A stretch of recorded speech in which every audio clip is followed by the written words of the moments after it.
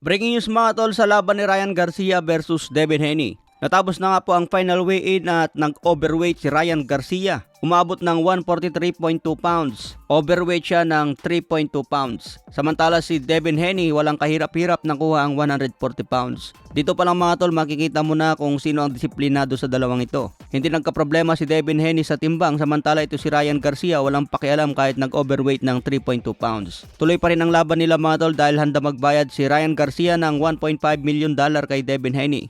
Sinabi ni Devin Haney sa press conference kahapon na kailangan magbayad si Ryan Garcia kung lalagpas man sa timbang. Tinupad naman ni Ryan Garcia ang pinangako mga tol, babayaran niya si Devin Haney para matuloy ang laban. Pero tuwang-tuwa pa si Ryan Garcia mga tol dahil may 3.2 pounds daw siyang advantage kay Devin Haney. Baliwala raw kay Ryan Garcia ang 1.5 million at hindi rin niya inahabol ang belt ni Devin Haney. Hindi mo raw maipapakain sa pamilya mo ang WBC belt na yan. Kung sakaling manalo si Ryan Garcia, hindi rin siya magiging champion dahil hindi nakataya sa kanya ang WBC. Kaya maraming trainer nga po ang dismayado dito kay Ryan Garcia. Sa boxing daw kasi kailangan disiplinado ka. Sa pagkuha pa lang ng timbang, dyan mo dapat ipakita na disiplinado kang boksingero.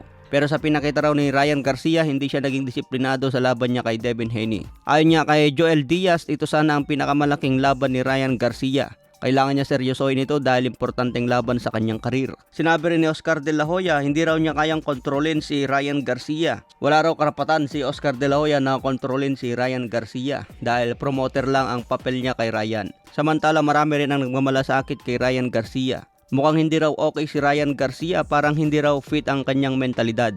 Dito nga sa weigh-in ni Ryan, parang nanginginig si Ryan, no? Parang gigil na nagwawala. May ininom pa bago ang weigh-in. Hindi na nga niya inantay na tawagin ang pangalan niya mga tol. Bigla na lang sumampa si Ryan sa timbangan. Tingin ko mga tol, hindi naman siguro beer ito, no? Kasi hindi ka papayagan na mag-final weigh-in kung iinom ka ng beer. Siguro tubig lang ito o kaya vitamins. May reaction niya agad si Tank Davis sa pag-overweight ni Ryan Garcia. Sabi nga ni Tank Davis, it's people that died in the ring and new people wanna come in. 20-25 pounds over the weight limit, come to fight night.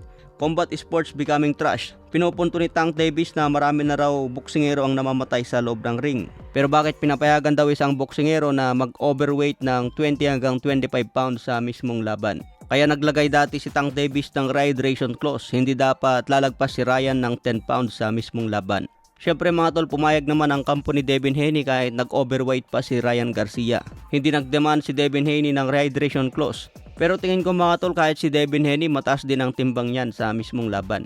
Sa ibang banda naman mga tol, Canelo Alvarez, mandatory challenger na niya sa WBA itong si Edgar Berlanga. Magandang balita ito mga tol, baka ito na naman ang unahin ni Canelo kumpara kay David Benavidez. Mandatory din kasi si David Benavidez sa WBC pero hindi pa pinapalagan ni Canelo. Ngayon may bagong sibol na naman na mandatory ni Canelo sa kanyang WBA. Baka mas unahin pa ni Canelo itong si Edgar Berlanga kumpara kay David Benavidez. So abang na lang po natin mga tol yung mga karagdagang updates tungkol dyan.